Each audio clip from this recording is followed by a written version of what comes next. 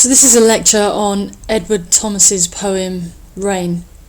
The first thing to note about this poem is that it's really common for students to consider this a poem to be written from the trenches. Obviously, that kind of classic image of soldiers in the trenches, being soaked by rain, and the kind of nihilistic feel to this poem definitely backs that up. However, what's really important to note is that it was written in England in January 1916, so after Thomas had signed up and had gone through his training, but he was waiting to be posted in France. So it was written with an apprehension about what he might face when he gets to the trenches, and also the connection between the rain at home and the rain that his fellow countrymen might be feeling in the trenches.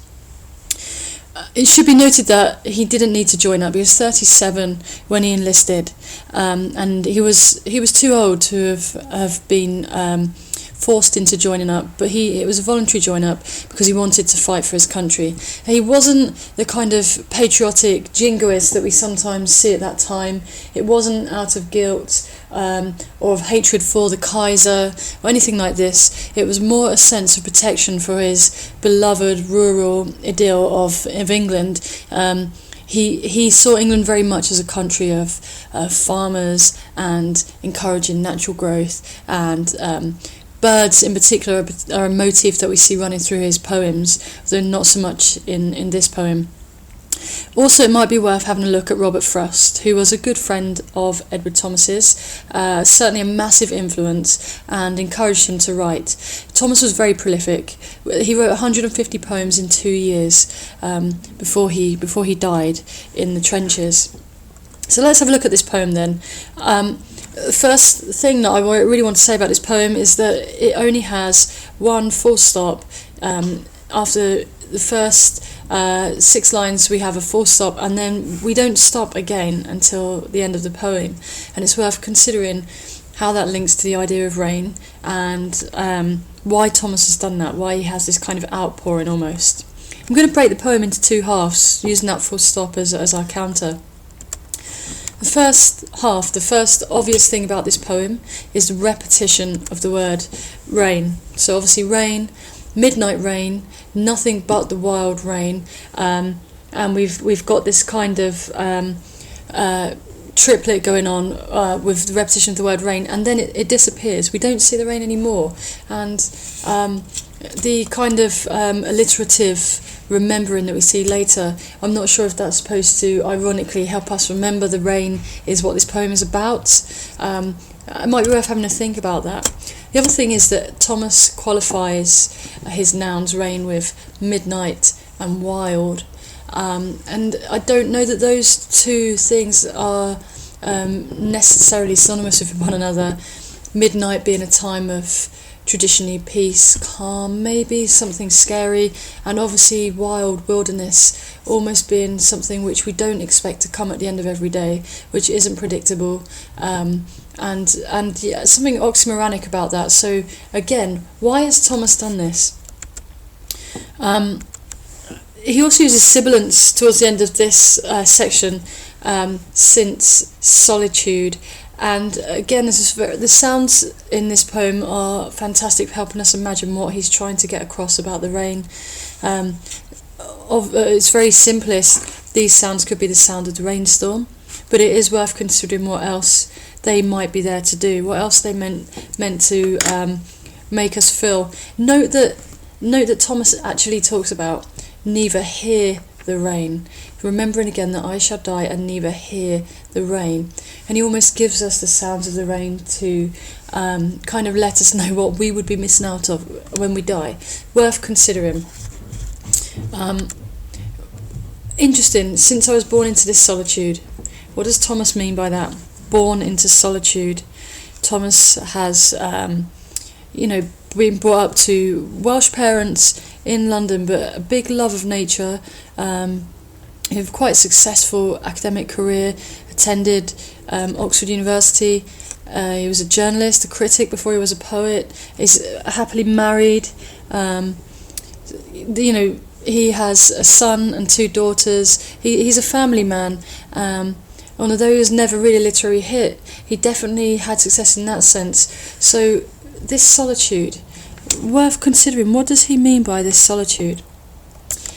As we move into the second half of the poem, it then becomes apparent that this is almost a deluge of imagery about the rain, and he starts now to almost become prophetic or biblical.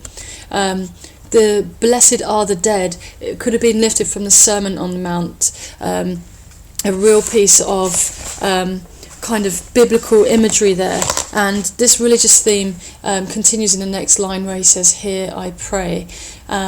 And again, we wonder whether the rain is something which is sanctifying, something which is used to almost beatify the soldiers, and wonder what Thomas is doing here. At its very basic level, rain is a blessing, of course, because it allows things to grow, and in that sense, water is life-giving. However, paradoxically to that, we see rain in the trenches, or perhaps he sees rain in the trenches as being something which soldiers really don't want to put up with. Interesting, just at the end of this first line of this second section, "Blessed are the dead that the rain rains upon." That repetition again, his choice of the verb rains, when he could have rain falls upon, or rain pours upon, but he chose rain. And I want us just to think about that. I don't know whether he's trying to play on the word rain or what have you. Considering why he's doing that is something worth doing. A little bit further down, he prays that no one that he loved is lying on their own listening to the rain. And then he talks about either in pain or in sympathy, helpless among the living and the dead. This, of course, is quite often seen as being a direct reference to the soldiers in the trenches. Doesn't necessarily have to be that, but that is its most obvious reference. But there's a connection there. So he was born solitary, and the soldier is solitary too. So he definitely feels a connection with that kind of no one, that none that he talks about. Maybe that's a reference to the unknown soldier. I'm not sure what that is. Worth having to think about. He compares the living and the dead as though they are separate but together, and that's worth considering as well in nature, because this poem kind of deals with the paradoxical element of nature, in that it's something which is both life-giving and quite gloomy, really.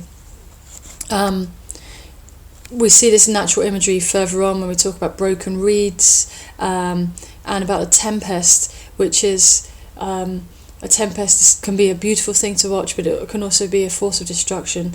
This is something which runs through literature all the time. We see it in Blake, we see it in Lear, we see it in Webster. So here we have Edward Thomas using it in his poetry here. Final thought I want you to have a think about, I want you to leave you with this idea that he says, if love it be for what is perfect and cannot disappoint, this love of death, because death is perfect and it can't disappoint. And I want you to have a think about, does Thomas really think that death can't disappoint? Is this because there's something in his beliefs about going to heaven after he dies? Or is it just a sense of finality? Is it because we no longer can think and therefore no longer have these painful feelings of solitude? Worth having a consideration. Why has Thomas ended the poem on this? Quite a depressing poem, it has to be said, which is interesting given what we've said about rain being deemed as something positive. I hope this has helped you have a little bit of an understanding about the poem. Thanks a lot.